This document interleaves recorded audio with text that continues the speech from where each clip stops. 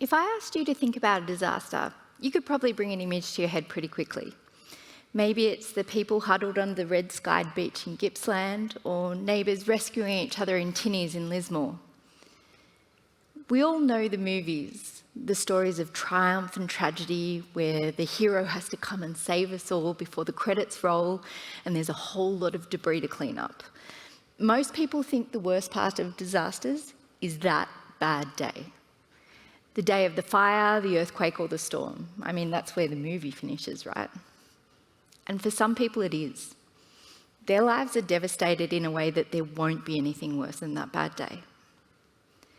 But for most people, that bad day won't be the hardest part of the disaster.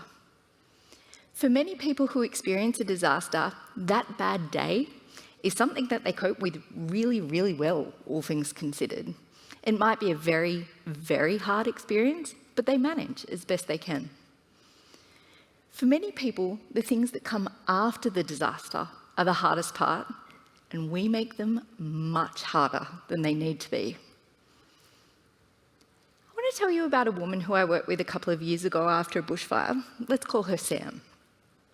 Sam had lived in her community for about 10 years. She was a teacher at the school. She had 3 small children. When I met her, she'd lost her home in a bushfire and she was living in a caravan on her property. It was about 3 or 4 weeks after the fire, and she showed me a notepad that had a really long list on it of all the places that she needed to call to get things replaced. Passport, Medicare card, driver's licence, kid's birth certificate, parenting order from the family court, all of the things. Those services could replace them all, but for every single one, she had to call, she had to wait on hold, she had to be transferred between departments, and then she had to tell her story again and again. In every single instance, she was asked to provide alternate forms of ID. She then had to explain again and again why she no longer had any, and then fill in more forms. That sounds horrendous enough, right? Like, no one likes being on those calls. But she was having to do it in a noisy recovery centre because phone reception hadn't been restored back out at her property, and she'd lost her computer in the fire. She also had her 3 small kids with her. They were understandably very shaken, but they wanted to be on her or near her all of the time. But if she didn't get the ID replaced, she couldn't apply for the other services and aid that were there in the time frame that they were going to be available for.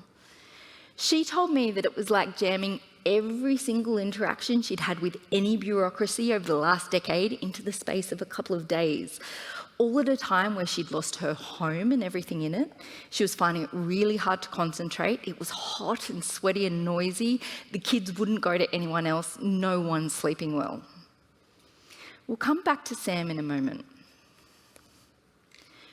One of the oddly beautiful things about the first few days after a disaster is how good we are. We help, not just people in communities helping each other, but those broader systems that manage to flex and adapt because of the situation at hand.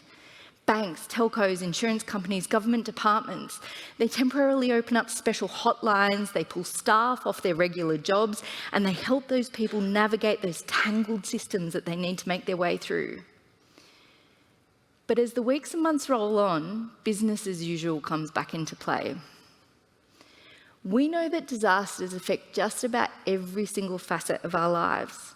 They affect our health, our relationships, they affect our homes, our communities, our education, our culture, our finances, our sense of safety.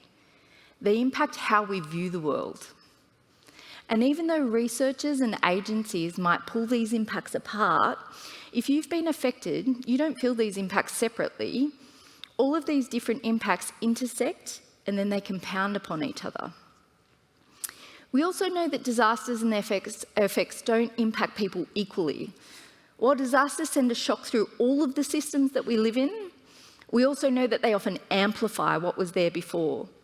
So people who are experiencing systemic disadvantage before a disaster often then have that disadvantage amplified after a disaster. We know that recovering from disasters takes a really long time. This isn't something that's measured in days or weeks, it's measured in years or decades. And it's not usually a straightforward process. This often means that there is a disconnect when support is in its heaviest supply in those first days or weeks after an event, compared to when needs might arise years later. It also means that there's often a mismatch in between when officials make big, quick announcements compared to more thoughtful, deliberate, community-based decisions that can take all of that complexity that's going on into account. Once business as usual processes have come back into play, we then carve up all of the areas of impact.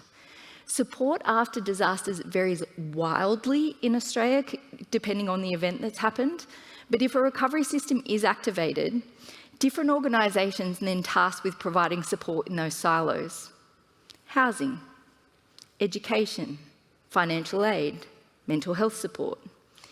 Each of those different avenues use different processes. Some of them use really community-centred approaches, most of them don't. If you've been affected by a disaster, you don't have the luxury of putting all of those different impacts into different boxes. You have to deal with all of them, often together. So let's go back to Sam. It's now a few months after the fires. She and her kids are still living in that caravan. But by then it's winter and it's really rainy. The ground was just mud constantly because all the trees and the undergrowth had been burnt. There's no way to get the clothes dry in the caravan. It's really hard to cook in cramped conditions with the little kids around, and the kids just keep getting sick. The childcare centre also burnt down in the fires, and no decision about rebuilding had been made yet, so Sam had to take an extended period of unpaid leave from work.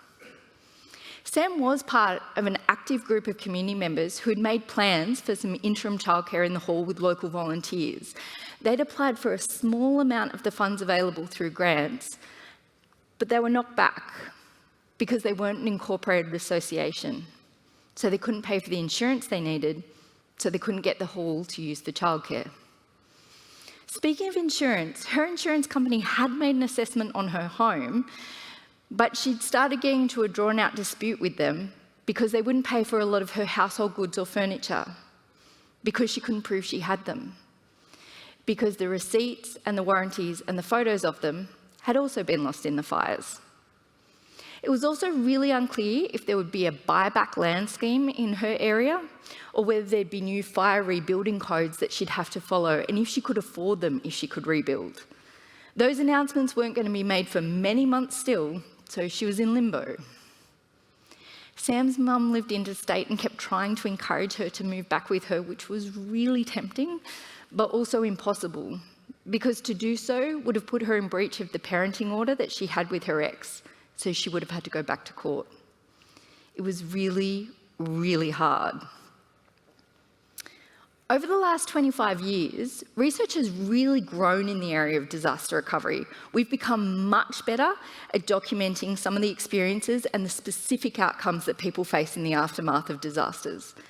But despite this, we still haven't made the experience for people significantly less excruciating after disasters. And while we're getting better at understanding the approaches that work better, we often don't implement them. We still don't measure holistic outcomes for people who have been affected, and we're still duplicating mistakes from previous disaster events. We still treat disasters as though they're episodic, short-term problems that have a straightforward trajectory that we can fix with top-down decisions, even though we know that doesn't work. The aftermath of disasters doesn't have to be as bad as that bad day. But currently, for lots of people, it's worse. And that feels criminal because this is preventable. We don't have to make it this hard. We have all of the things that we need to make this work better for people.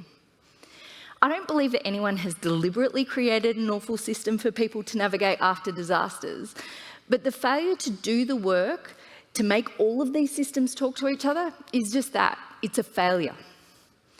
Coordinating these different components is unbelievably difficult work to do, but not doing it doesn't remove the need for it.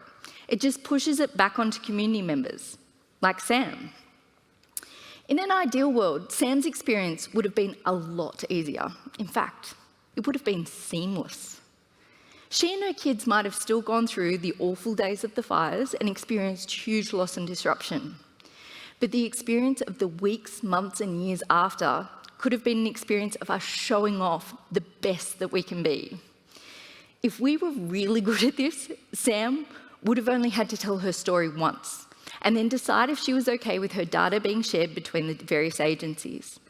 If she was, she would have only had to provide her information once for all of those forms of ID to be reinstated, rather than spending countless hours on the phone. We would have built on all the accumulated knowledge that we have from previous events to be able to proactively offer Sam and her family things that we could reasonably predict that they might need, all while leaving the control and the decision-making still with her. There would have been predictability in the policy environment she was living in. Sam wouldn't have been waiting for months about information for buyback schemes and rebuilding codes, because these decisions wouldn't be made as knee-jerk reactions to big events. Sam and other people in her community would have been able to focus their efforts on identifying the things that they thought would be most helpful to them, and then have the support to make those things happen. People can make really good decisions about what will be best for themselves, their families and their communities if they have access to good information. And when we don't make the processes that they need to follow insanely difficult.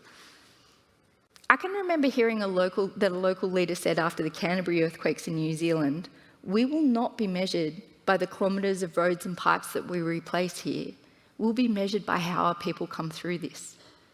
And that should be our focus. How do our people come through this? Do they come through that bad day more battered and worn down for having interacted with a recovery system that was supposed to help them? Does it feel like a second disaster? Or do they come through it having been able to get the support they need to make the decisions, to pursue things that are important to them? The rate that disasters are coming for us might not be something that we can control anymore, but how people experience the aftermath of them can be.